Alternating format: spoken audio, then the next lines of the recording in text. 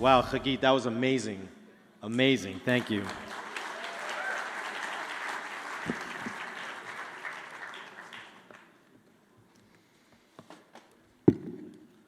Before I begin speaking tonight, I'd like to take 30 seconds to thank JNS founders and publishers Josh and Amelia Katzen and Russell Pergament for your vision and support.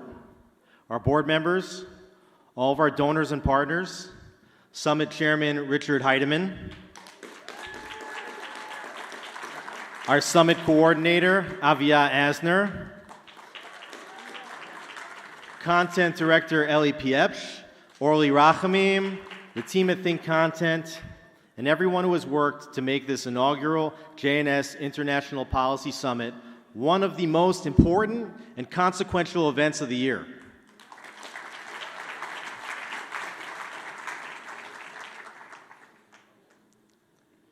Many people believe that the horrors of October 7th took place because of a string of bad decisions in the hours and days leading up to the massacre. They're not wrong, but they are also exceptionally wrong.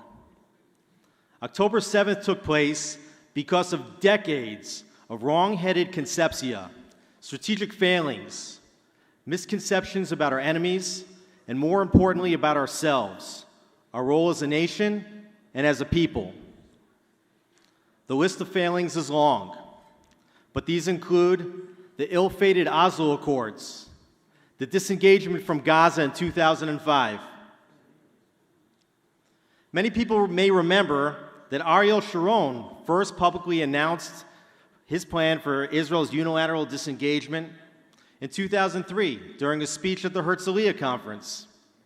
In fact, many wrong-headed, agenda-driven policies for the State of Israel have been proposed, discussed, and reinforced at policy conferences organized by the leaders of this conceptia. Failed thinking has infected the upper echelons of our security establishment, our intelligence, and our politics. But it has also infected our legal system, banking, tax codes, healthcare, and even our education system, where many of our children are not taught the basics of Jewish history and culture. And there have also been major failings within the diaspora, particularly among major legacy Jewish organizations, which raise the lion's share of funds from Jewish philanthropists. Yet despite billions raised, communities are as vulnerable as ever to assimilation and anti-Semitism.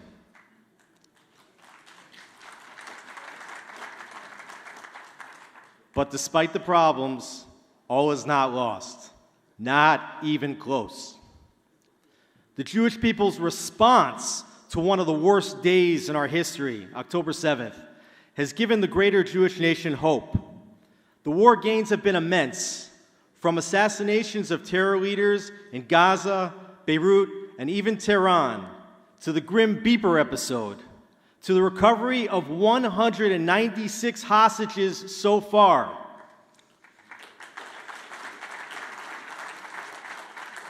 The fighting spirit of Israel's soldiers and reserves and their brave families inspire millions.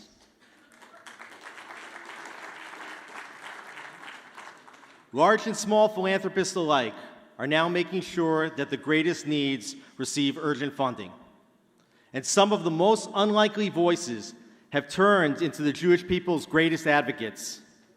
And even the anti-Semitism that has reared its head in cities around the world, and particularly on American campuses, has brought Jews back into alignment and back into brotherhood.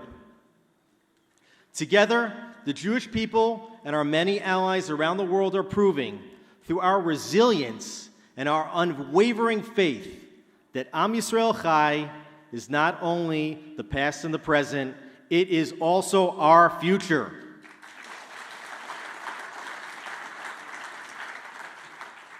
The tragedy of October 7th has now become the obligation of October 8th.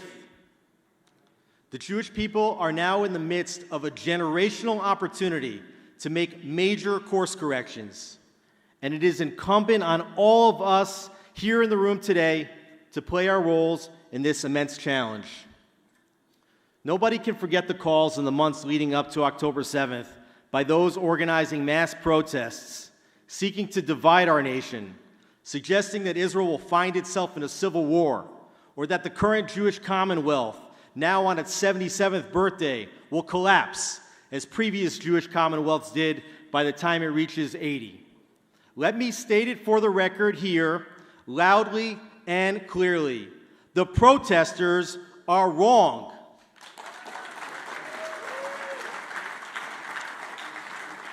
The Jewish state of Israel is here to stay for eternity.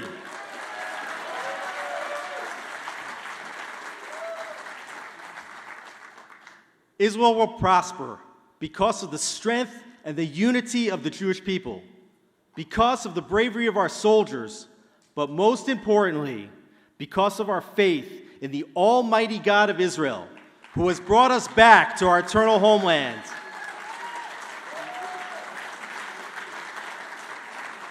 From the four corners of the earth, who has revived our spirit and our ancient language, has blessed us and has caused our desert to bloom.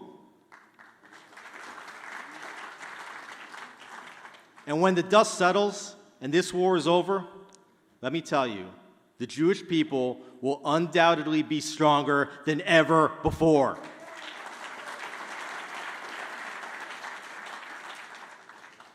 Yet even today, there are forces among our people who promote shifting back to the failed conception of October 6th. Those voices, they don't want Israel to win the war. They don't want Israel to emerge with strength or to express its sovereign rights in its ancestral homeland. These voices deny the unique character and challenges of the Jewish state. Among those voices are those warning against what they call the quote-unquote tyranny of the majority. And who is this majority? It is you, and it is the citizens of Israel who feel disillusioned by the policies that drove Israel headfirst into October 7th.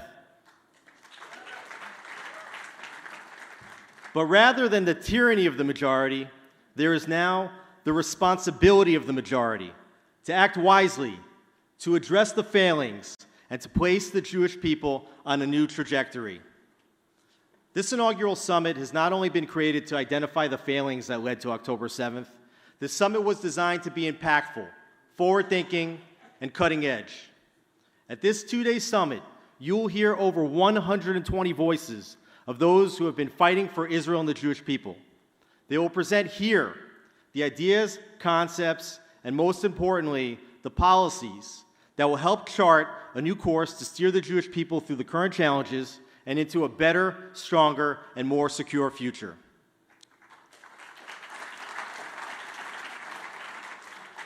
This JNS International Policy Summit is a major milestone in the forceful trajectory of the Jewish News Syndicate.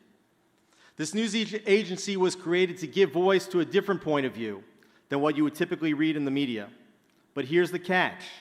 JNS represents the viewpoints of the majority of Israeli voters, the majority of the most engaged Jews in the diaspora, and the majority of Israel supporters around the globe.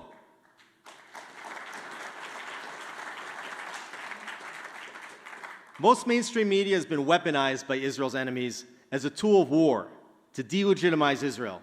And sadly, most Jewish media are doing no better. They're harming Israel's diplomatic standing and our relationship with Jewish communities around the world. And they're doing this in their attempt to, quote, correct what they believe are the bad decisions of Israeli voters by constantly delegitimizing the Jewish state's democratically elected government. JNS has been created as the antidote to legitimize the state of Israel and to legitimize it in its struggle against its enemies and anti-Semites around the world, and in its efforts to emerge as an economic, military, technological, and moral superpower in the Middle East and on the world stage.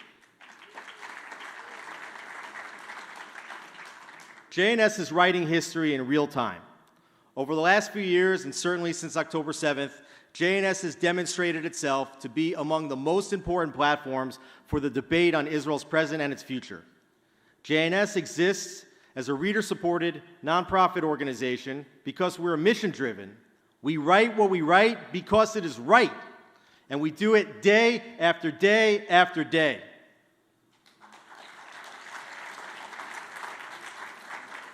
And as this summit indicates, we are growing, and we are growing fast. In the coming years, I have no doubt that JNS will emerge as the largest and most impactful Jewish media agency. Further, with the power of our ideologically strong and committed community of readers and financial supporters we are building, I am confident that JNS will be one of the most powerful and important communal organizations in the Jewish world.